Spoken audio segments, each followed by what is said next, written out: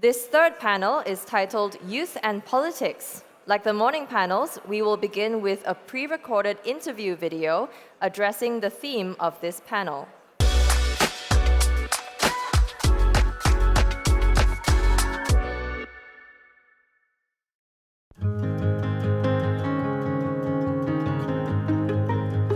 The big one would be environmental concerns. Climate change. Climate change. The climate.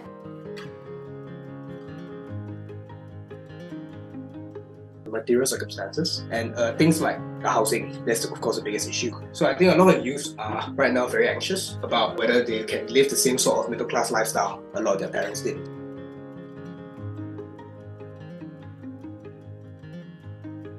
Cost of living crisis, housing, transport increasing in cost.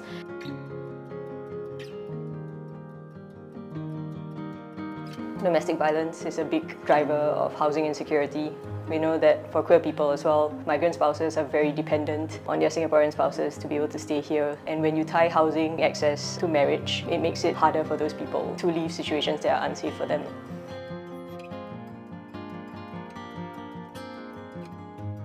Social inequality. It's encouraging, right, for us to really envision and aspire to a world that we really leave no one behind.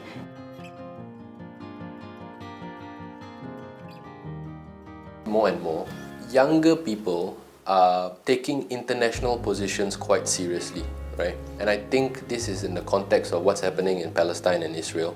You see a greater awareness of where they spend their money, how they spend their money, what organizations are the money is going to. When it comes to the politicians, the considerations can be very different, and it may not be at the speed that we all would really desire. But of course, I think it's an ongoing journey. Many different ways they have shown that they really care about the climate. I think the real conflict and the tension that comes about is when everybody has different ideas of what a good climate change policy should look like. We can see quite clearly how, if we track the history of Singapore's environmental policy and so on, right, energy policy, decarbonization and so on, it's rapidly increased, and I think part of that is down to the pressure from youth. But of course, the youth will always say that maybe it's not enough. I think politicians will have eventually to deal with these issues. These young people, they can be quite well organized, right? When you talk about the Israel-Palestine debates in Parliament, right? Prior to the parliamentary sitting, there was a lot of letter writing campaigns and things like that. A lot of it feels quite patchwork, or putting like a band-aid on like a gushing wound. If we're talking about like LGBT inclusivity, so that's this idea that we're meant to be balanced against other interests rather than being seen as like whole and full participating citizens of the same society.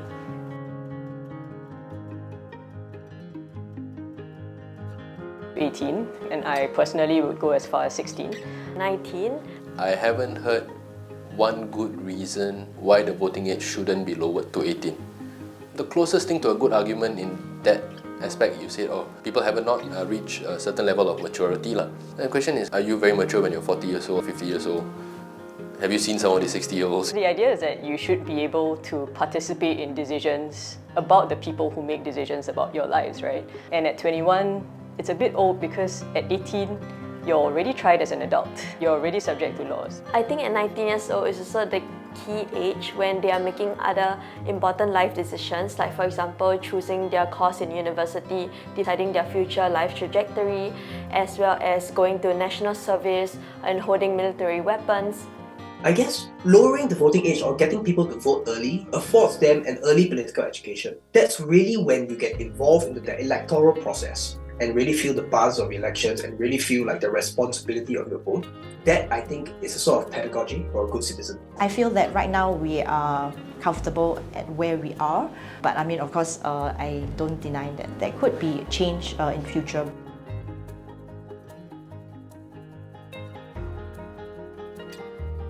Well, No, but I also don't want to fall into the trap of thinking that this is going to be solved by diversity and inclusion initiatives at the surface level. Because I think the political system has always paid lip service to that. We know that the GRC system has always ensured racial representation. In the past few elections, there's been more emphasis on gender. The next GE, I would not be surprised if the PAP debuted their first openly gay MP or something like that. I think we all need to be more cognizant of the ways that symbolic inclusion can mask systemic exclusion. Foreign workers, sex workers, as well as the homeless are generally not that well represented in our society. It's very important for the government to engage civil society organizations that are working on the ground and amplifying their stories and their voices. We have seen many MPs in Parliament, right, both from the ruling party and from the opposition, speak up on issues that do not even affect voting populations. For example, you have seen many MPs speak up about how migrant workers are being treated, how domestic helpers are treated, right? Like we spend a lot of time debating the case on Parti Liani and the criminal justice system. I think we should move away from the idea that proportionality equals representation.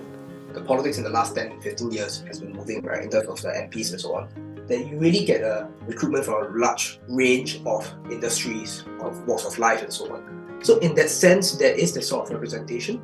I think the jury is still out whether that leads to better political communication, whether that leads to the better forming of policies, and whether that influences the direction of politics. Sometimes you may have a wide representation, but they may not have actually the depth to actually tackle and have the expertise to look into a specific area. So I think it's really about having balanced representation. I think we have in the political system mechanisms that allow for participation of people who represent different sectors. I think very much with the NMP, they are being nominated by that group, being able to be that voice for that particular area and sector.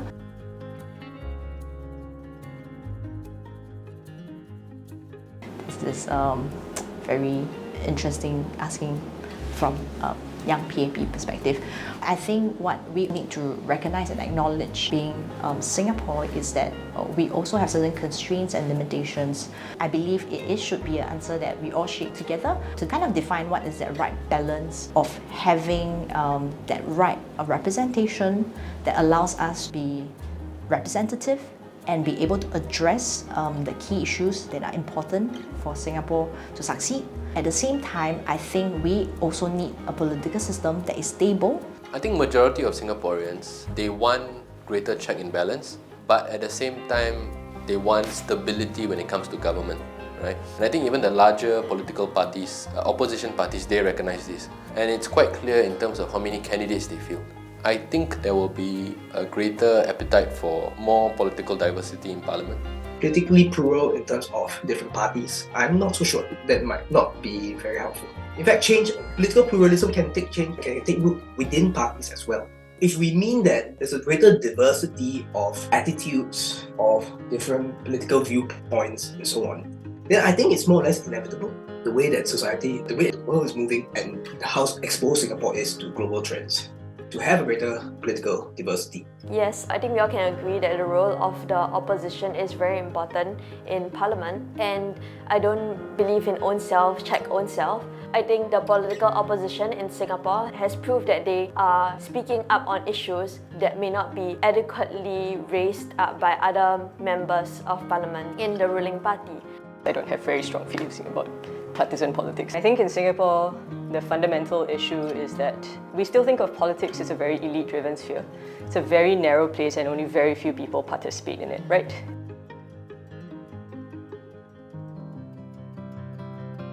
I think one of the concerns that I have more and more is because we expect outcomes relatively fast in the world that we're living today, but the reality with policy changes, with how things really impact society, how policy shapes behavior, I think all these things takes time. So where I would like to see our political system evolving is where we really go into depth and rigor of us being able to explore our very own way of shaping success for our next generation.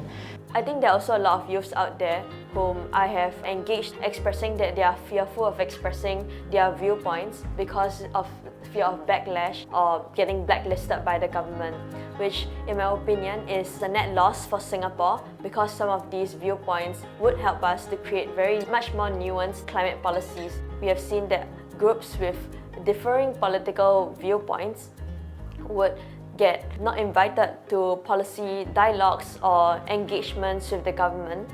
I think the main ways in which people are asked to participate are either you vote once in a while, or sometimes there's government-led consultations, but often those feel like when you're going in, there's already a foregone conclusion. Things that are more organically organized, so like things like student groups, or when civil society holds their own conferences, protests are like completely out of the question. They're usually treated with more suspicion.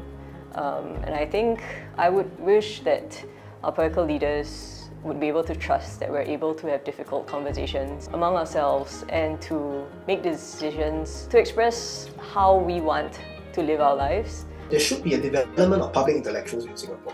In international issues, the main people that comment nowadays, and I read and I enjoy the commentaries, are people like Bilahari Kausikan, Channing Chi, Kishore Mahbubani, and so on.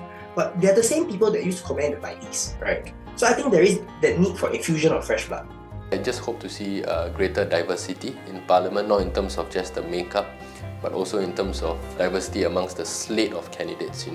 We should see more candidates from working class group, from more diverse backgrounds. Like for example, I think maybe we need to have our first openly LGBT candidate. When you have diversity, when you have a robust contestation of ideas, whatever comes out of Parliament will be more aligned and more geared towards serving Singaporeans better.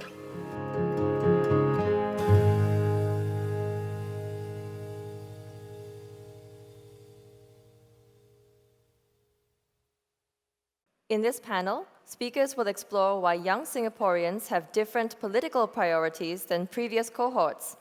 The chairperson of this panel is Dr. Teo Kay Kee, Research Fellow of the Institute of Policy Studies Social Lab. She will open the panel discussion and introduce the speakers. May I now invite members of the panel on stage, please?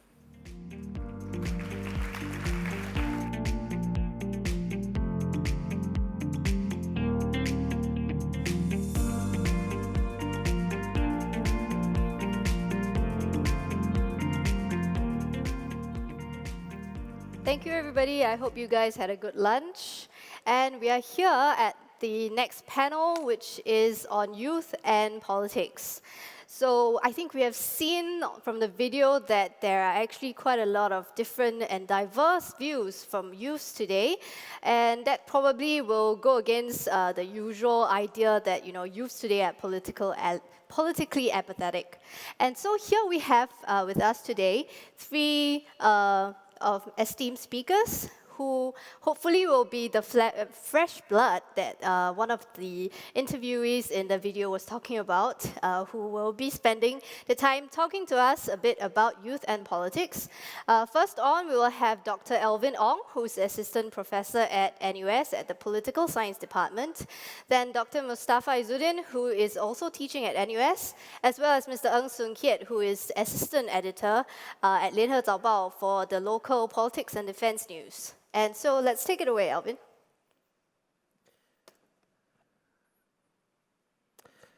Good afternoon, everyone. Thank you all for taking time and effort to be here, and thank you to IPS and the organizers for inviting me. When they invited us to this panel, IPS told us to see if we can talk about three topics concerning youth and politics. There are youth political attitudes towards pluralism, satisfaction with political and electoral system, and potentially our ideas about electoral system reform to lowering the voting age to 18 years old. So as a political scientist who teaches research methods at NUS, I thought I could provide some value to the panel and to the audience here by bringing together some data on political opinions in Singapore and conducting some statistical analysis on what the data tells us.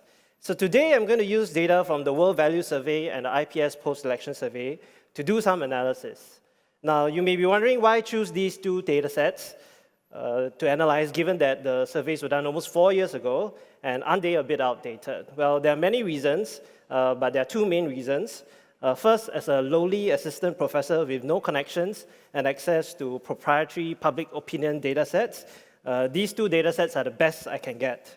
They are sampled from a nationally representative sample, and are publicly accessible in the raw data format. So this allows us to make accurate inferences using the appropriate statistical model. Secondly, these surveys were conducted by IPS themselves. So if you don't like the survey results, go find IPS, don't come to me, yeah? And finally, today, after presenting the results, I want to share some hypotheses on why we see the results that we have. And depending on the hypothesis that you think is right, the takeaway that you get from the results will be quite different as well. Now, in these surveys, there are actually hundreds of questions, and we have limited time. So my strategy is to select 6 questions from the surveys to analyze them. Now, the first main goal is to try to analyze if there is a difference between the entire broad category of use as compared to non-use, right? Anybody who's above 35 years old. And the second main goal of my analysis is to try to analyze if there's a difference within the broad category of use as compared to non-use. So in the next few slides, I'm going to present a couple of graphs, and they're going to be a little bit technical, so please allow me to explain a bit more. They are going to show the difference between these groups based on simple OLS regression models. And there'll be 2 sets of regression models, one that does not have controls, and one that has demographic controls. Now, the models with demographic controls you can think of as slightly more accurate because they are estimating the difference between these groups by holding constant all these other demographic variables. Now, please don't think these fancy terms like OLS regression models are very complicated things. They're actually very simple, and I am actually currently teaching my NUS undergraduates how to run these analyses. So if anyone knows and is interested, if you email me, I'm happy to share the R code to reproduce these results. But if you don't know this, you can use your Skills Future Fund to sign up for a summer method school, which I run at NUS and which teaches these social science research methods. The first question I'm going to analyze is where they ask survey respondents to place their own political ideology on a left-right scale, with 1 being the most left and 10 being the most right. Now let us first focus on the top 2 point estimates here in the graph.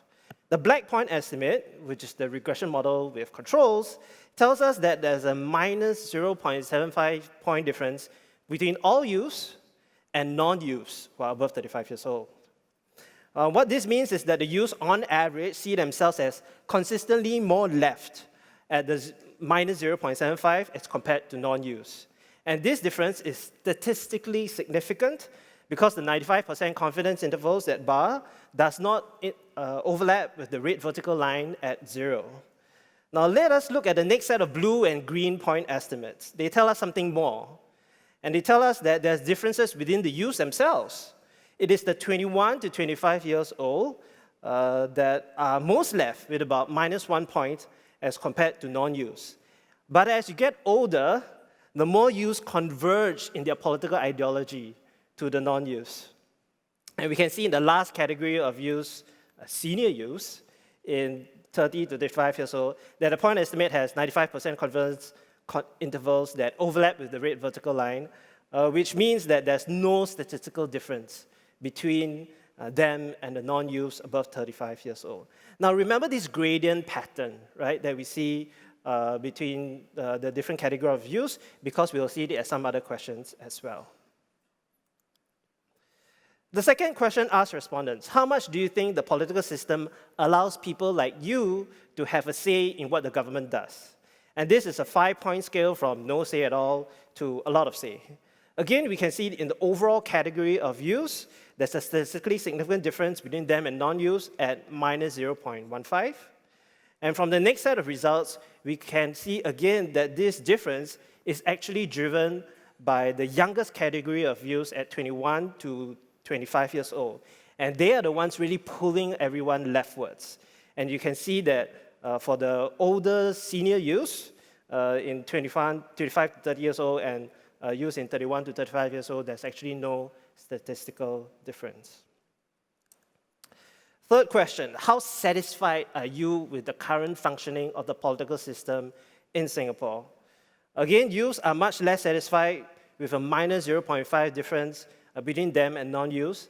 And this time, surprisingly, we see that there's less satisfaction consistently across all categories of youth. We don't see that gradient within the youth category. Fourth question, do you agree that the election system as a whole is fair to all political parties? Now, this is a binary outcome, whether you agree that it's fair or you disagree that it's not fair. So we can interpret the point estimates in terms of percentage terms. And what we can see here is, again, youths have a tendency to have less agreement that the election system is fair to all political parties as compared to non-youths. But this difference is not statistically significant if you include the demographic controls. But again, if you disaggregate this big youth category, you can see the pattern repeated here. It is the 21 to 25-year-old youths that are pulling the results for everyone else. They are 10% less likely to agree that the election system is fair. Fifth question, do you agree that there is no need to change the election system? Here we see a minus 10% agreement among youths in general as compared to non-youths. And again, we see the second pattern gradient there, right? Where it's the 21 to 25 years old, the 26 to 30 years old, that is pulling everyone else towards the left. Sixth and final question, do you agree that it's always important to have elected opposition in parliament? Now we can see, as expected, youths as a whole are more likely to agree that it is always important to have elected opposition, but unexpectedly, it is the 26 to 30-year-old and the 31 to 35 years old who are doing the polling. Right? They are the ones who are saying it's really important to have elected opposition in the parliament relative to non-youths, and much more than the youngest youth category. So all in all, what we see from survey results is that there's persistent difference between youths as a whole and non-youths. They are less satisfied with the political election system and they desire to change it. But we also see some difference when we disaggregate that big category. The youngest youths are the most left and unsatisfied. The medium youths are moderately left and unsatisfied. And the senior youths are the least left and unsatisfied. And we see that these differences persist with or without controls. And so this youth effect still lingers. So now that we have established this pattern, the next question that we have to ask ourselves is why? Why do we see such patterns in the data? And we can develop a few hypotheses. Well, the first hypothesis is the idea that it simply reflects the life stage of people. Youths all over the world are naive, lack life experience, they don't know better. So sooner or later, when they get older, they'll smarten up and make the right choice. Now, if you believe in this hypothesis, then there is nothing for the government to do, right? Things can stay in the status quo. The second hypothesis is that youths are dissatisfied because of the government's lack of attention and substantive reforms to issues that youths care about. Now, these may be issues like climate change, mental health well-being, income and wealth inequality, the treatment of foreign workers. If you believe in this hypothesis, then you would think that the government has actually made some progress in substantive reforms to these various issues over the past few years, and perhaps we can see youth satisfaction with the political system increase over the next few years. Lastly, the third set of hypotheses is that youths are dissatisfied because they feel underrepresented in politics. This may be because Singapore is an aging society, they comprise a smaller share of the voting electorate, or because there are not many youthful politicians to begin with to represent their interests. Now, if you believe this, then maybe lowering the voting age to 18 years old can make youths a larger share of the voting electorate and it can give them a stronger voice in parliament. But here I want to suggest two alternative perspectives. Rather than seeing the underrepresentation of the political influence of youths solely in terms of their demographic vote share, I want to suggest that they may be underrepresented or potentially misrepresented in other ways. Now, this graph shows the seat share and vote share of the PAP in every single general election over time. Now, if we assume that youths are more likely to vote for the opposition, then I think you can understand why they feel underrepresented or misrepresented. Every election, approximately 30 to 40% of the electorate votes for the opposition. But the opposition only gets about 2 to 10% of the seats in parliament. Can you imagine how frustrating that might be? That means in every election, the votes of about 1/4 to 1/3 of the entire Singapore population are routinely mistranslated. So if you want to increase youth satisfaction and overall population satisfaction with the with the political and electoral system, we can consider some electoral reforms to decrease the disproportionality and mistranslation of votes. This final graph shows the number of voters per MP in our legislature across every single general election. And this number has approximately doubled from around 14,000 voters per MP in the early years of Singapore's independence to approximately 28,000 voters per MP now. So now, if we assume that each MP has a finite amount of time and effort, then more and more constituents per MP means that they can spend less and less time and effort to engage with the various issues of the day per constituent, including youth issues. Ultimately, our MPs may be overworked. So before we think about expanding the number of voters by lowering the voting age to enhance representation, maybe it might make more sense to actually just expand the number of MPs to reduce their workload to enhance representation instead. So to conclude, we can potentially lower the voting age to 18 to enhance youth satisfaction with the political system by giving them a more powerful voice. But I think we can also consider other means, such as enhancing the proportionality of the vote and seat share in each election, and by reducing the number of electors per MPs by having more MPs. Thank you for your time, and I'll pass it on. Thank you, Alvin. So we have Mustafa next. Please. Good afternoon, everyone. I would like to begin by thanking the Institute of Policy Studies, or IPS for short, for this kind invitation to share my thoughts on this timely and pertinent topic on youth and politics.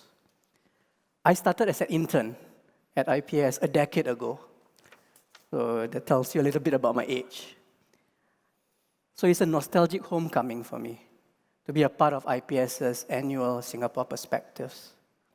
I'm also delighted to be here because although I have crossed the youth barrier, to be able to discuss on youth issues keeps me young at heart. So I'm very happy and delighted to be here. I'd also like to give my kudos to the youth who express their views and sentiments so lucidly and candidly on the video clip we watched just now, that it necessitates us to listen, reflect, and ponder upon. They deserve all the plaudits that will come their way. Drawing on my experience in youth work for over 2 decades, and my views being informed by my political science background, I will make 3 points, and 1 more bonus point if I have time, within the 10 minutes that's allocated to me. Rather than provide statistical evidence, which Alvin did very well, for me, I'll be presenting more anecdotal evidence and based on personal experience. The first is about youth diversity. I think we've heard the word diversity quite a lot of times, but it bears reiteration because when we talk about politics, we have to talk about youth diversity. To both recognize and celebrate youth diversity, because young people in Singapore are not monolithic. They are not a single homogeneous demographic. You have a couple of generations as well. You have Generation Y, Generation Z, and in each of those generations, you have diversity. So across those generations and within those generations, so we need to recognize that there is diversity. And what kind of diversity? Diversity in terms of their views, their interests, their values, their preferences. In fact, the more diversity there is, the healthier it will be for Singapore politics, and particularly when it comes to policy making. The second point concerns youth centrality in Singapore politics. I would suggest 2 ways. The first encompasses domestic policy that specifically impact young people, while the second is being involved in political issues through institutions and organizations, including being part of arms and wings of political parties, or in an unstructured manner. In terms of trend lines, it is my opinion that we are likely to see a greater proliferation of informal networks talking about political issues, especially through the use of social media platforms, to champion socio-political causes rather than gravitate towards established organizations, or what sometimes may happen, it starts off as an informal network before it becomes a formal organization talking about social political issue and making an impact. One other trend line we are likely to see magnify exponentially is the proclivity among youth for global consciousness over national consciousness, or a symbiotic intersection between the two consciousness. As was elucidated in the video as well, young people are more likely to view national issues through global lens and embody an enlightened self-interest by playing the role of a good international citizen, such as on issues pertaining to climate change, sustainable development, social justice, global inequality, among others. The third is about youth engagement, by underscoring the importance of youthening the social compact. Social compact here is, as a way of a definition, an implicit agreement or social contract between the government and the people in terms of each other's roles and responsibilities. Because as a collective, it helps to enhance social capital and foster political trust. Youthening the social compact suggests the refreshing of the social compact by placing the youth as its sinusoid or focal point. Part of negotiating the social compact is the evolving nature of engagement with young people. First, it is no longer I say, you accept, but rather how do we get to we say, we accept. Second, the more questions being asked by young people, demonstrating their inquisitiveness, the more robust the political engagement will be in a positively profound way. Third, as has been often mentioned, but worth reiterating, it is important to listen to young people and believe in them to be the change they would like to see in Singapore, both socially and politically. One discernible trend line, perhaps somewhat contentious, is that as newer generations come to be, the less connected they will likely be to the history of Singapore. That is not to say that history is not important, and we should certainly understand and appreciate our history. But for young people to be more actively engaged in the political sphere, the engagement should be focused more on the contemporary, which will likely increase the relatability of young people to political issues. A second trend line is the youth Instagrammer, right? Or consumption of information through Instagramization. And as it is relevant here, Instagramization refers to the cultural phenomena of how the political behavior of young people are changed by the use, reach, and influence of Instagram, or more broadly, social media platforms. Therefore, youth political engagement has to encompass the leveraging of digital technology through social media. The fourth and final point relates to youth empowerment. For youth politics to be effective and sustainable, young people need to be empowered to engage in politics and have a stake in their future. It's along these lines, and as was alluded to in the video clip earlier, we can think of empowering youth politics through the lowering of the voting age in Singapore. It is my opinion, with the transition taking place from the 3G to the 4G political leadership, and as parliamentarians get younger in age, it is only a matter of time before the voting age is lowered from 21 to perhaps 18. Rather than rush through it, however, it is important to undertake studies and hold consultations to gauge the appetite for the lowering of the voting age. The more cohesive the critical mass clamoring for the lowering of the voting age, the more likely this change will take place. It's also worth discussing what this lowering of voting age may entail. Should it be lowered to 18, 19, or 20? Should voting be compulsory for those above 21, but made optional for those from 18 to 20 years old? I would also suggest that political education or education about political concepts should also be considered in schools, being taught in a more methodical way, if there is a strong proclivity for lowering the voting age in Singapore. I would also suggest that lowering the voting age can strengthen social cohesion, deepen political communication, and enhance good governance, and perhaps even bridge the perceived intergenerational divide on socio-political issues. Looking ahead, youth and politics will continue to dominate local debates. And as politics continue to evolve, it becomes even more important to define in our local context what is a political youth, or what comprises youth politics. Being a huge Liverpool football fan, we have this lyric, "You'll never walk alone." And I'm glad you're doing very well, and long may that continue, even after Klopp leaves. In the same way, the youth of Singapore need not walk alone as we continue to shape collectively the future of inclusive politics in Singapore. Thank you for your kind attention. Thank you. Thank you, Mustafa. Hopefully, we will all progress together and not walk alone as a society. So let's have Sungkiat here to share his views. Thanks, Keiki.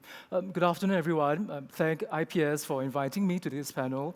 I'm really honored to be part of this esteemed panel today. So usually as a reporter, I'm in the audience listening to thought leaders and newsmakers trying to find a news angle. So it feels very different to be on stage today to share my views. And I apologize in advance if I offer nothing newsworthy to my colleagues at the back today. I've been with Zaopao for over a decade. No guess for how I am. So I started out as an intern, joined the local news desk full-time after university, did a 3-year posting in Taiwan, moved to digital, and then I'm now back in local news, covering defense and politics. So as a journalist, I have an interesting position watching how the government interacts with its citizens across different agency domains and citizen segments. It's a position underscored by trust. So in Singapore, we know that the government views the role of the media as a nation-building partner. So within this role, we do our best to present the news in a balanced way while respecting the unique sensitivities in Singapore. And there are plenty of sensitivities, right? So for issues that may not bear well in the public domain, the approach the government does is to share these considerations and implications with the press in confidence. And this approach highlights a unique trust-based relationship that's in practice in Singapore. So that brings me to the key point of my sharing today, which is trust. In the video you watched earlier, and as discussed by Dr. Mustafa as well as Dr. Alvin Ong, there are 3 aspects of trust, I believe, between government and youth. And for each of these, we have to look at it from both ways. So from the government's point of view, as well as the perspective of the youth. Number 1, participation. Does the government trust the quality of ideas from our youth? On the other hand, do our youth trust the government to listen and act on their suggestions? Number 2, representation.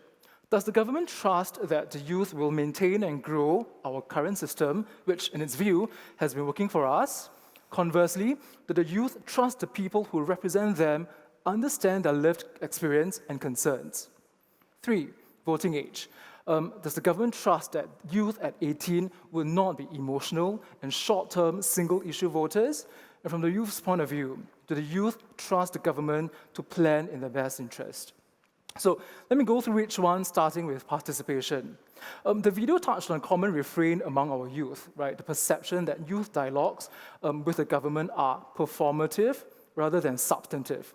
This undermines the trust in the government's receptiveness to young voices. Youth walk away feeling consulted, yes, but not heard. So this negative sentiment discourages them from joining other engagements, and as it takes root, discourages other youth from stepping up as well.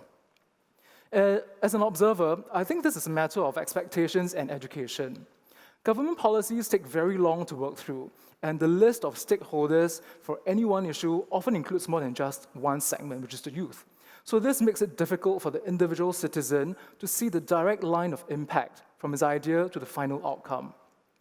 So what I believe is necessary is an understanding of the difference between thick and thin engagement on both sides. So thin engagements are low effort, large groups, and help to signal broad support. So examples range from signing petitions online to sharing on social media. Now, thick engagements, on the other hand, are deep involvements among small groups, working through complex issues for clear policy outcomes. Now, an example of the youth panel, as mentioned in the video, is a good example, right? So you have a select group of youths that comes together, work out complex issues like climate change. So both government and youth would do well with a better understanding of both thick and thin engagement. it would help calibrate the corresponding response. So if the dialogue is meant to be a thin engagement to get a sensing of youth sentiment, make that clear in the first place. Trust is eroded when youth expect their thin feedback to have the power of a thick engagement. Now, still on the topic of youth participation, another thing I feel to look at is to how to remove barriers of entry, especially psychological ones, and create channels for youth participation in such engagements. For example, are there enough access points for youths to step forward? What more can be done to promote a more inclusive recruitment of participants? Studies have shown that there's a strong preference among youths toward more intimate, closed group, face-to-face discussions on civic or political issues. The recent policy U-turn regarding Simply Go simply shows that existing focus group formats and the way participants were selected leave something to be desired. And that brings me to the next aspect of trust, which is representation. Now, the issue of political representation has been highlighted by a few speakers in the video. Notably, we might see the ruling People's Action Party or even the Workers' Party field an openly LGBTQ candidate to appeal to the community. Now, I strongly believe that representation matters, but I would also caution that it is a convenient shorthand to expect someone who looks like you to hold similar views as you and to stand up for you. Such cognitive but superficial shortcuts flatten the complexities of a large group and often lead to future disappointments. So instead, trust, I feel, in our representatives might be improved if they regularly and consistently put out their position on various issues, communicate their values, and not just when it's politically convenient. So for example, you have members of parliament who regularly speak up for people with special needs, migrant workers, low families, and of course, youths. So youths want to feel a connection with their representatives, to believe that they share their values and understand their lived experience. To put it simply, they want to know they have allies. And finally, the topic of voting age. In my opinion, voting age is a red herring and should be considered within the broader context of political maturity. For example, why should our 18 to 20-year-olds be liable to vote for so many things, right? There's liability under the penal code, there's conscription for male at age 18, but why are they not eligible to vote? Let me suggest that it's not just liability, but also maturity, in particular, political maturity.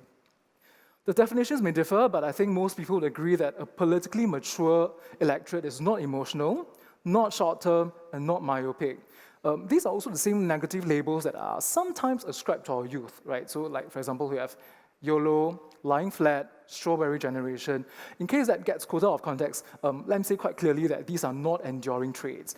These things can change. But the fact of the matter is that political maturity can be cultivated, and for example, through the communication of facts. Say, how does the political system work? How does the constitution work? Why do we adopt a Westminster style of a parliament, right? And B, understanding the trade-offs. Say, what do we need to give up if we want to mitigate the impact of climate change? These things, this sort of education should start before 18 if we indeed need to, or if we indeed are looking at lowering voting age. For example, might we get students to watch parliamentary proceedings in class? It's available on YouTube.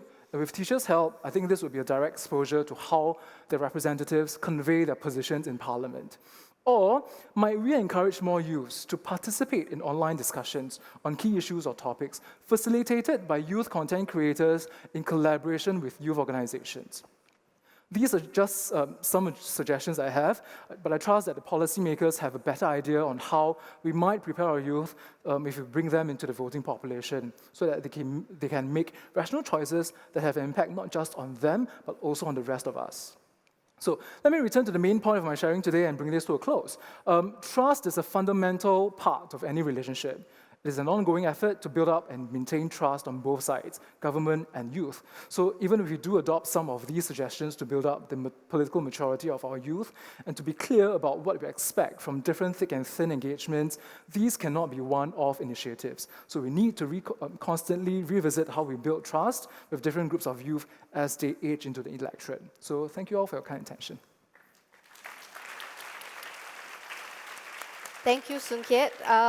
That was a lot of things for us to think about, and I think all three panelists have thrown out actually a lot of hard questions for us to consider when it comes to youth and politics, or maybe just politics alone. But I think that also fits in with our theme, because being youthful also means that you're constantly learning, being inquisitive. So I think these questions actually help us move along and do help us think a bit more about what kind of society do we want, what kind of society does youth aspire to. And I think now we can start the session for Q&A. And I would just like to inform attendees that to ask the Q&A, you can actually come up to the mics available in the ballroom, or use the Pigeonhole app, which you can find from the QR code on your tags. Yes. So please come up and ask your questions avidly, but as moderator, I will start the ball rolling. So I do have a question for panelists. Given all you have seen and observed so far in your work on politics in Singapore, what do you think, is there any difference in what youths want in politicians or policies compared to generations above them, and does it matter? Does anybody want to start? So Okay. At SPH, so I come from Chinese Media Group at SPH. We have a platform called Hey Kaki. That's a youth-facing platform with a target audience of, I think, correct me if I'm wrong, my colleagues, 18 to 25s, young working adults as well. So when we go about producing content for this group of audience, we'll convene panels to have a test of like what topics stick, what topics or what issues are they concerned about. So we have lots of issues like politics, climate change, sustainability, cost of living. But interestingly, one of the top few issues that they are genuinely interested and really concerned about is cost of living, housing affordability, financial security, as well as relationship problems. So how to date, how to do well in relationships is actually one of our highly ranked video genre on a platform. So as you can see that the topics that youths are generally interested in are quite focused on the individual, right? They are more concerned about the future, what's at stake for them. Are they able to get good paying jobs? Are they able to afford homes in the future when they start working? Are they able to get married if they want to? So I think these are issues which our youths are thinking about. And for politicians to engage them, I think it would do well if they actually work on these issues together with the youths. I think they need to give them more space for youths to express their ideas in these areas that they're concerned about. Okay, so mostly bread and butter from what you see. Elvin? Yeah, just to latch on to some of his ideas, my general sense is that what youths want are not necessarily different from what non-youths want. They just want a government that works for them. And this might be the case that some issues are a little bit more salient. For example, say maybe climate change, housing affordability, as compared to other issues out there. And the second difference might just be in their calculation of the trade-offs. They may be willing to make some trade-offs which the older generation might pursue differently. So a very simple example could be, yes, they may be willing to pay more to use plastic bags from the supermarket. They may be willing to pay more for the higher price of oil, higher price of petrol, to pay for a higher carbon tax, whereas perhaps some of the older generation might not necessarily resolve the trade-off, be less willing to accept the trade-offs in terms of costs. Right? So I think those are the two ways in which their opinions might differ, but ultimately they just want the government to make a decision and to make things work. So in a way, they prioritize what they can give up would be different. Yeah. Okay. Mustafa? I think some issues cut across generations. I think the question is how do they deal with those issues? So they think differently, perhaps. They may interpret it differently. But they also look at issues that matter very personally to them. But they also look at issues that are important globally as well. Okay. So, and that could be it can be attributed to the consumption of information over social media. So that's one. Second is that the older generation, the younger generation, or cut across generations, I think the issue, when it comes to political issues, I think there are more diversity than there are there are more divergences than there are convergences. That's my sense. But that doesn't mean it is bad. It's just a question of where do you find where you find most comfortable. So my sensing as far as answering a question goes is that there are similarities across the generations, but how they interpret it could be different. All right, so it's again matter of interpretation and reading the situation differently. So maybe I'll open up the panel to questions here first. There is a gentleman there. Hi, I'm Seng Hao from Dunman High School. So I think there is an increasing desire for more check and balances in our legislative body by, say, having more diverse representation of Singaporeans in Parliament. So how can we strike a balance between having check and balances in our political system and maintaining political stability and efficiency, which is often correlated to homogeneity in Parliament in Singapore? Thank you. Thank you. So check and balance versus stability. I think this is a common refrain that usually comes up in Singapore politics. So what do you guys think?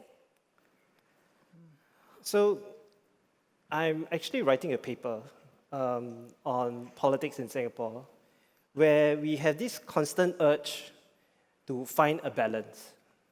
We want a balance between checks and balances and political stability. We want to find a balance between giving people their views, but giving space for people to have their views, but preserving sensitivities at the same time. I think the very idea of trying to strike a balance is kind of like a trap. It sucks you, to use the phrase of my friend Dr. Shannon Ang, it sucks you into this vortex whereby you are constantly torn between these two extremes and you actually can't make a decision. I think we should just choose one side. Just choose one side.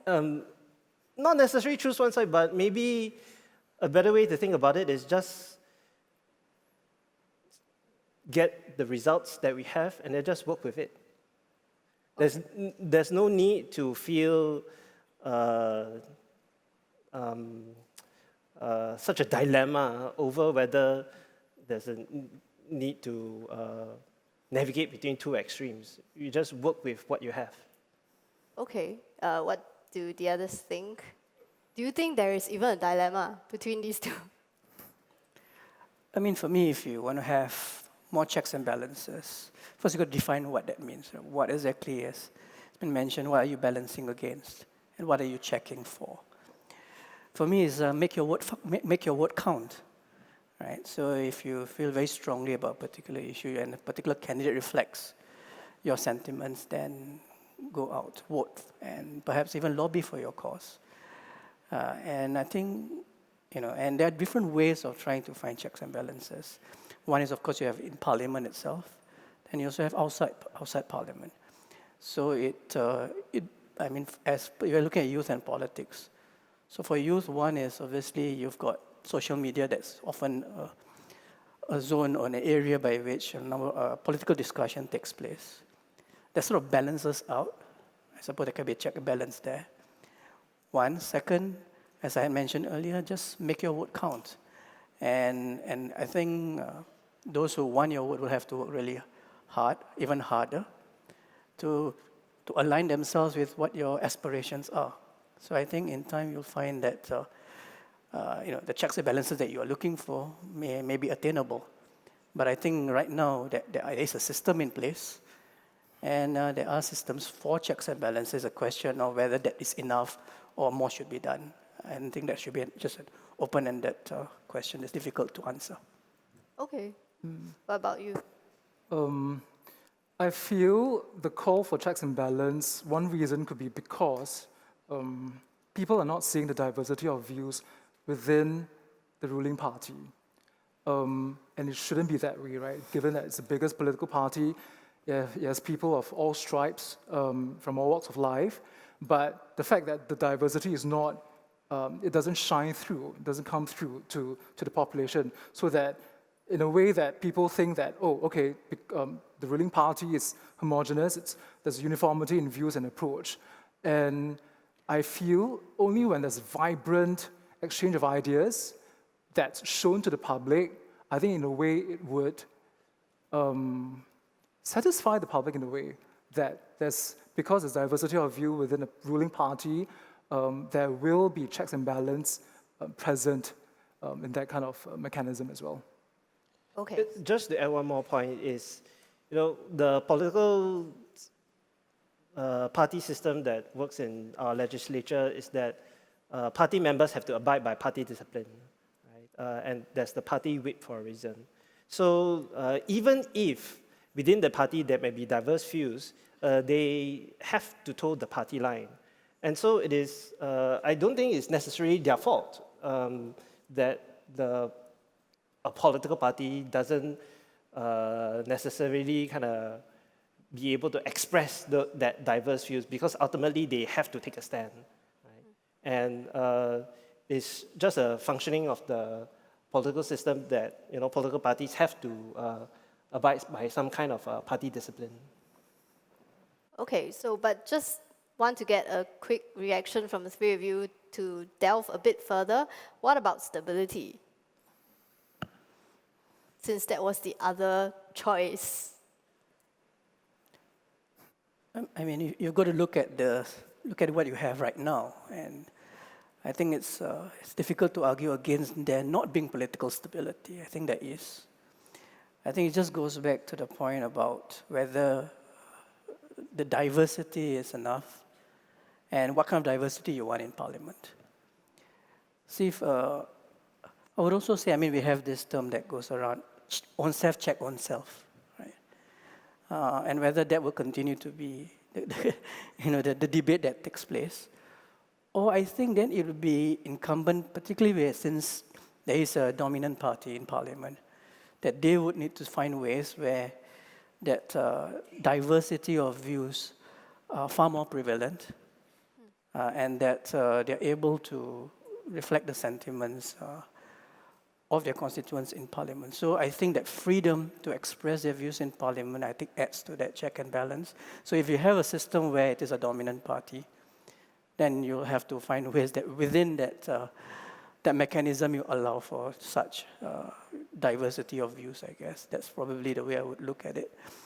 And I go back to my point earlier. If you want to have more checks and balances, you need to get more people into Parliament that reflects your views. That doesn't mean you vote for one party over the other just because it's party in government, you vote for the opposition, or you vote for the opposition but not the party in Parliament. I think it's all about, party in government, I think it's all about whether they reflect your sentiments, they reflect your views, they reflect your aspirations. Okay, representation. Just one point to add on, right? So I agree with Dr. Ong about the party line, but not all things really concern the party line. So for example, if you take the recent Simply Go controversy, so it took 2 weeks for the MOT and LTA to reverse the decision, right? After so many complaints and feedback from the ground. And it's only after the minister announced the reversal that the PEP MPs started saying that, oh, they actually feel it's not right to ask that the 1/3 of card users to move to the new system, then so a lot of my peers as well as interviewees were asking, where were they when people were complaining? Do you only come out and say that you're not in favor of this policy after the government has said that it will reverse its decision? So I feel, I'm sure that politicians, members of parliament are well tapped onto the ground. They've got feelers, they've got ears on the ground. But I think to be more responsive, to voice their true opinion without fear or favor, I think it will be for the better of the youth as well as the society. Thank you. So maybe I'll move on to the next question first. Before we move on, let me just take that Okay. question on political stability much more directly. Thank you. Let's imagine, hypothetically, theoretically, right, that day may never come, but maybe it will come, that the PAP does not win the next general election, and that, let's say, hypothetically, theoretically, it is the Workers' Party who wins the majority in parliament. Now, in that scenario, why would there not necessarily be political stability? I would like to hear from the audience if they have any opinions. But, in my opinion, right, the lack of political stability in that scenario might not necessarily be an automatic thing. Okay, so more on the institutions beyond partisan politics. Yeah, and we have the reserve presidency that provides some stabilizing force to the political system. That's right. So maybe we'll have the next question. Thank you. Yeah, thanks very much. My name is Paul Tambaya. I'm from the medical school, and again, my question is my own. I'd like to take you up on this stability argument because I think most people would favor a diversity of views because it works. The empiric evidence seems to suggest the most politically stable societies in the world today are the Democratic People's Republic of Korea and Cuba, which are hardly role models for, you don't see people trying to emigrate into, slip through the border into Cuba or to DPRK. So there are far more people going into countries which are more diverse and have checks and balances and stuff like that.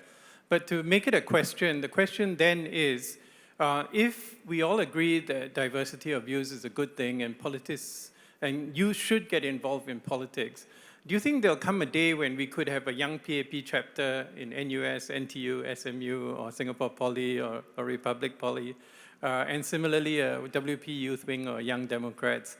And if not, why not? Thank you. Thank you. So, politically aware youth who actually organize for parties. Will there be a day where that happens? I think What's the you good direct that question to the MOE officer who is in the audience, right? Who will direct the question upwards. So perhaps to make it easier to answer, I will move on to a top voted online question that also asks about education. So how can local school curriculum and policy be changed to educate youth about global politics and facilitate activism? Is the government prepared to handle the politically aware youth?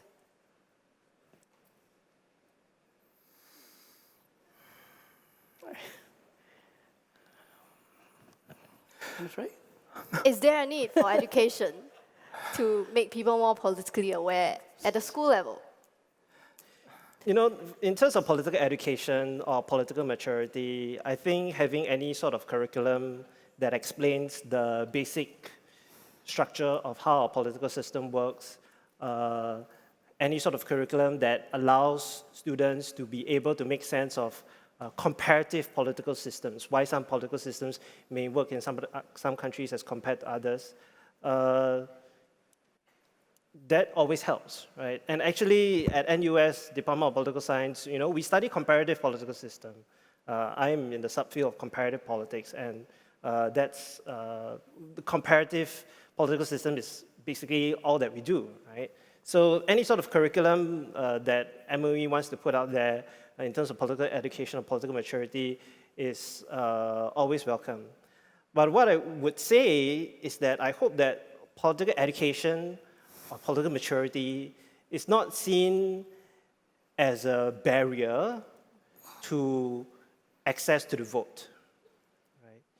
Because there's no way to measure political education or political maturity and then you say, okay, by these measures, you are mature and you are educated and therefore we allow you to vote. The vote cannot be given or taken away based on some abstract measure of maturity or education. I hope that there wouldn't be any day where we go to the police station and then the police station officer says, oh, stop, are you educated enough? Are you politically mature enough? If you are, then we'll allow you to vote, right? That simply doesn't make sense. And if you think about in the past, 100 years before, where women were trying to get the right to vote, where African Americans were trying to get the right to vote, what were the arguments used against them? Well, the arguments used against them for getting the vote is you are not politically educated enough, you're not politically mature enough, and that's why you don't deserve the vote. I think we should have moved past that kind of sense of arbitrary measure. Thank you. Yes, Mustafa, I see you have something to say. I think maybe to answer the first part of the question, the second part, I think, mentioned we will put it on the back burner for the time being. I think the first part I would contend that stability without diversity is not sustainable. Okay.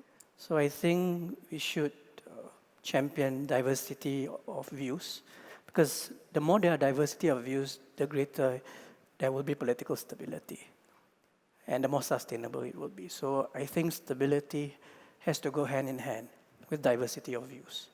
First point. Second, I think on your question, or the one that's being put forward is the most voted, whether government can deal with more politically aware youth. I don't think it's a question of whether they can deal, they have to deal with it. I think you do see trends that are changing, socio-political trends. So the government has to be ahead of the curve and be able to suss out and be cognizant of what these trends are. So, and being political aware is not a bad thing. I think the more you the more you get yourself immersed and internalized, immerse yourself in politics, the more you have a stake in your country. So I think on that point, I think for the government, I think it's not about whether they can deal. I think they should deal with it, because and dealing with it in a way, challenging it to something that's positive, that it actually enhances good governance. And I think that should be the approach to be taken. Thank you. Yes, Sugyat. I think on the topic of curriculum, I think it should be a conversation that should be had between the relevant ministries as well as the youth, right? They should decide on what they want to learn. But I would also caution that if we were to institutionalize it, who wields that tool? Would it be used as a political tool to further one party's political interests and agenda? Will it be used to indoctrinate certain kinds of ideology or stance? I feel these are certain areas that we need to keep in mind about if we were to look at how to improve political education or even to implement political education in the current system. Okay, basically to keep political education, if there is, stable, despite partisanship. Okay, thank you. We have a question there. Hello, panelists. My name is Jensen Budiarto. I'm from UWC Southeast Asia campus. I have a question directed to all three panelists. So young Singaporeans usually enlist to NS after high school or when they're around 18 years old. And assuming that they're eligible to vote, do you think NS would affect their political exposure and their ability to make rational decisions when voting? Thank you, NS, and whether it will affect their considerations. All of you should have served before, so. It's been such a long time ago. some personal recollections, perhaps? I think I would say national service gives you a very unique experience. Now, whether that is channeled to politics depends on what you're interested in, whether you're passionate about it. But certainly it gives you a sense of maturity in consuming information. And so if you are passionate about politics, and I think national service, I think does give you the platform by which you can make better choices, I guess, or be more mature in the way you interpret information or political information. So I think whether or not it helps depends on one, whether you're passionate about politics, and second, yes, I think what you gain out of national service does help you to become more politically informed, if that's what you're passionate about. Okay. Thank you. Yeah, I think some people say that with regards to national service, it's a process whereby boys turn into men, right? And I think actually having the ability to vote while doing a national service is probably a great thing in the sense that during national service, you're supposed to learn the importance of the country's defense. You're entrusted with the safety and security of your fellow countrymen and how you're supposed to defend your country from all external threats out there. And that probably builds within the people who have gone through national service a much more greater sense of the gravity of this country that we call home, and would therefore make much more, give the people who have gone through national service a much more kind of serious consideration about what their vote would actually entail and mean in choosing the legislative representative as well as the next government. So I think actually the aims of national service is very much conforms with the idea of how we think citizens should take their votes very seriously. I would also add that being in national service doesn't mean that you're not attuned to what's going on in your community or on a society level. Almost everyone's on social media, and that's where most young people consume information. So I believe, given that everyone's so well, like consumer and daily user of social media, I don't suppose being in national service would make you less politically aware or even socially aware. Okay, thank you. So I'm really liking how everything is coinciding. There's no planting of questions. But here we have one of the top voted questions, which ask about gender differences. So apparently, there's a Gallup data that is showing that young women are becoming more progressive and young men are more conservative. So do you see this kind of gender diversity or divergence in Singapore as well? Yeah, so I also saw that Gallup poll data that was shared, I think, on Twitter and went viral for a couple of days. So the one thing we have to ask ourselves is why, right? Why do we see such patterns in the data showing that women are becoming more progressive and men are becoming, young men are becoming much more conservative? And one of the reasons that was offered in some of the latest research out there is that there is labor market competition from well-educated women, and the men feel threatened, and therefore they become more politically conservative. And women want to be treated much more progressively and have much more equal opportunities in the labor market, and therefore they become much more ideologically progressive. So it really boils down to, is there gender competition in the labor market, and whether women and men face different barriers for career progression. I think in Singapore we have generated enough jobs so that ladies and gentlemen who graduate from universities or graduate from other institutes of higher learning do not necessarily feel that they are in competition with one another in terms of gender. So that divergence may not necessarily be seen in Singapore, but in order to answer that question comprehensively, I'll have to go back and dig into the data. Yeah, definitely we will need to let the data speak, but maybe some ground observations from Soon Kiat, perhaps? Differences between gender. I feel that there are differences. It's inevitable that everyone, especially if you look at it from the gender lens through the gender lens, the fact is that everyone's lived experience is different.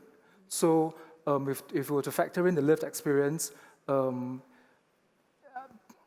conventional wisdom or conventionally will feel that women tend to face more discrimination.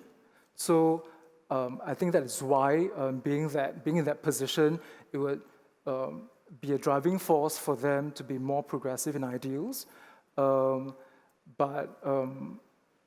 Yeah, that would be my observation.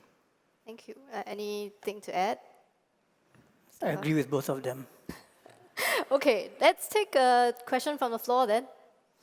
Hi, good afternoon. My name is Darius from Cultivate, a non-profit organization. And we know that youth are not politically or ideologically monolithic. So my question to all panelists is this: how would you guard against political or ideological polarization among youth as they become more politically aware and active? And how do you prevent a kind of us versus them attitude from taking root? Thank you. Thank you.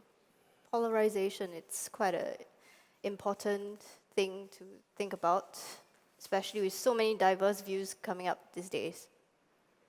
Any thoughts? Mustafa? Okay. No, you're absolutely right. I think we do see the trend of political polarization. The question is, what do we do about it? I think one way to overcome it is, of course, through education. And I think as much as there is this polarization, there's also ways to overcome polarization by reading the right material, by consuming the right information, by also being able to look at people who have the knowledge, the political knowledge to say, okay, this is polarizing, this is not. So I think the way that we can overcome it, one is through education. Second is to look at, think about social media as well, is that there's always, there's one view, there's a counter view.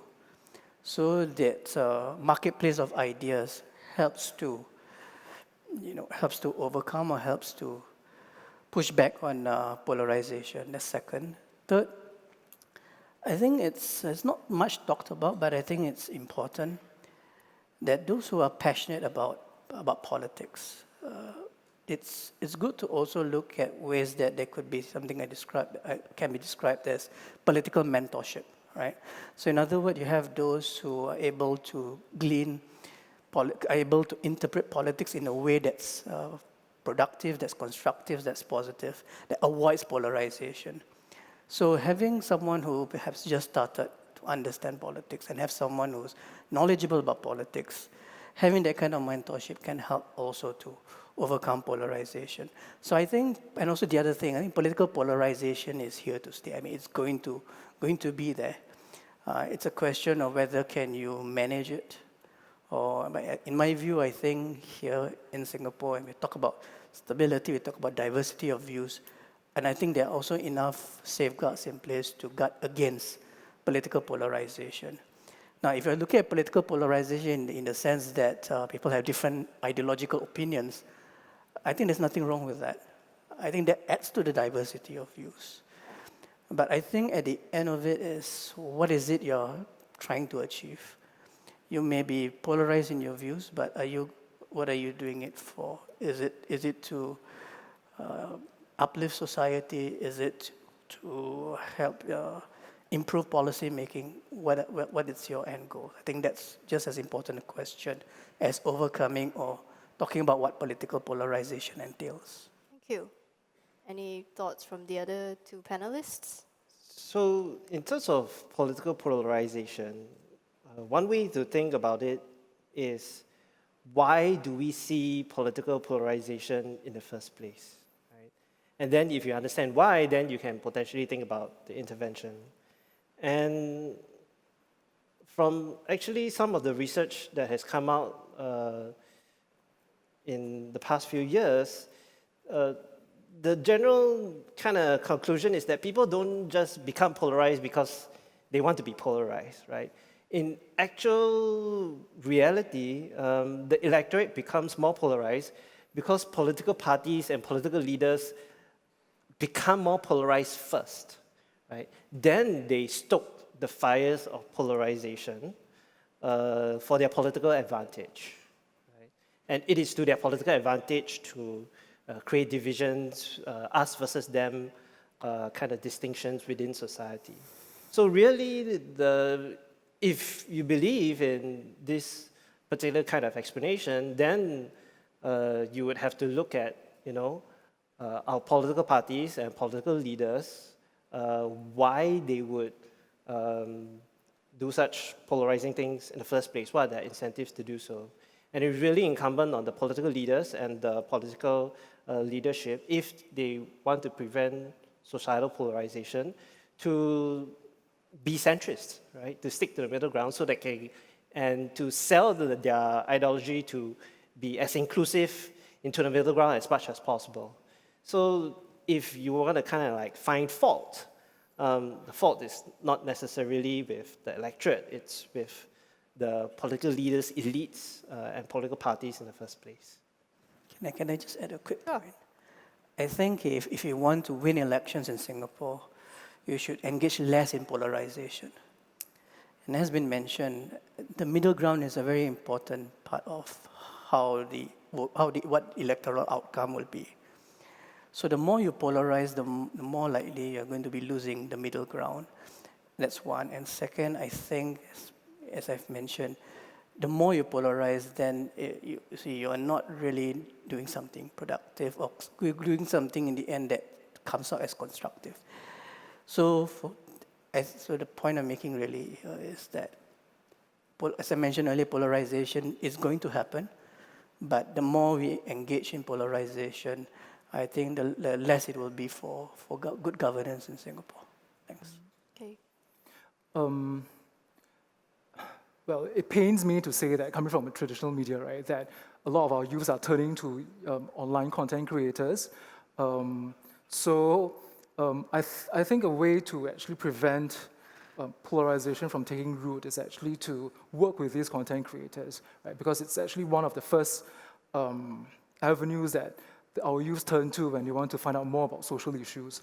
So I think there's space for either the government or whoever's in charge to leverage these content creators to create a space, a safe space for these youths to express themselves, and to also be quick to respond when things take a darker turn. Yes, I think social media is probably quite an important area, especially since this morning we have seen on the poll results where actually 3 in 5 have had some kind of civic activity which includes interacting with online posts. So perhaps to move on a little bit to an online question now, there is a question on youth apathy. So this is a combined question.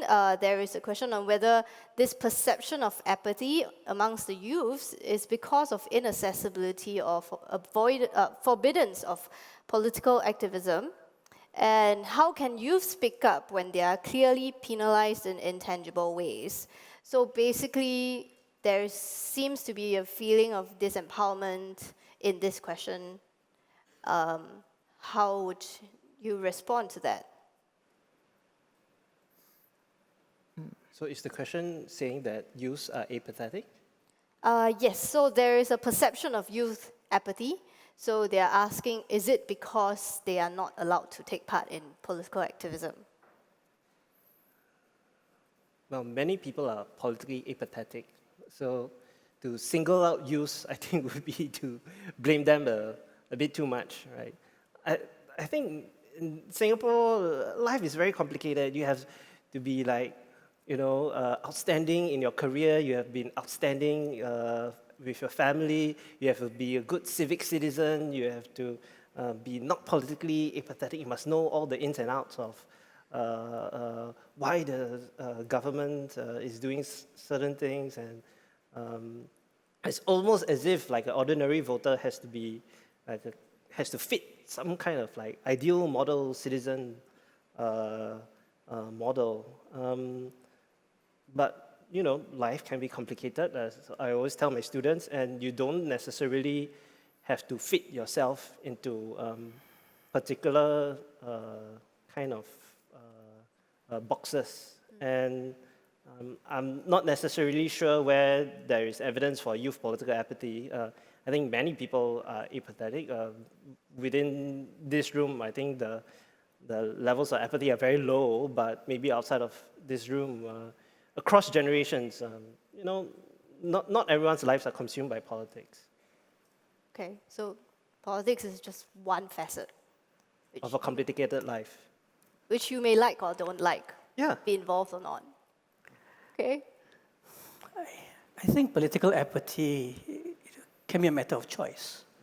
So if someone chooses to be political apathy, then I think we should respect that choice. I think the issue is when there is the numbers of people who are political apathetic increases exponentially. Then we have to see what the causes are. But if you have a diversity of those who show political apathy, those who are more politically aware, those who not just want to be politically informed, but also want to analyze politics, want to be a part of it, then I think we should allow for that diversity to play out. So that's one. Second, I think it's difficult to also agree to this notion that there's political apathy because there's lack of information. I think now there is a plethora of information, and I think so. It's, in fact, if anything, social media should be reducing political apathy. But some people are political apathy by choice, and also because they feel, as been mentioned, they feel disempowered. And this is where I think it's important to look at the cause. I mean, why are they disempowered, and maybe perhaps do something about it. But those who want to be political apathy by choice, I think we should respect that. Okay. I think protesting is but one form of being politically active, right? There are so many forms of being active politically. So, for example, to be fair, I think the government is taking a lot of steps to hear ground feedback. For example, there's this launch of this new platform called CrowdTask.sg, whereby you fill in surveys, forms, throw in ideas, and again you get some credits back. So it's a way of encouraging participation. So my observation would be, or rather my view would be more active, take part in all these feedback gathering sessions, feedback gathering efforts, make a voice heard. I think that's one very good way of being active politically. Yeah. Okay. Basically, put yourself out there. Yes. Okay. I see a lady over there. Yes. Hi, good afternoon. I'm Belle from Anglo-Chinese School Independent. This question is mostly directed to Dr. Mustafa and Mr. Ng. I think Mr. Ng mentioned creating safe spaces online for youth to discuss politics. So how can we exactly create platforms for constructive debate on politics? And should we encourage such controversial discussions? I think Dr. Mustafa also shared an insight on how the government needs to cope with increasing political awareness among the youth. So I wanted to ask, how can we achieve the balance between stability and diversity of opinions? I think that would have been a repeat of the question just now, but we can take the question on how do you create a constructive area to debate politics. well, I'm no online content creator myself, so I'm not sure, from their point of view, what's the best way to conduct it. But I feel as content creators, apart from creating content, I think you also hold an important role of holding the court, managing exchange of ideas, stepping in when someone flouts the rule of engagement within the conversations. So I feel, so in that regard, I think content creators can play a more active role to assure that its followers are operating in a closed but intimate as well as safe space, whenever they comment, even anonymously. Thank you. And I think our time is up. So thank you very much for participating actively in this conversation. I think we have seen that empowerment and education is two of the main themes that have come up today in our panel on youth and politics. And I thank you all again very much for being such an attentive audience. And we'll see you for the next session. Thank you.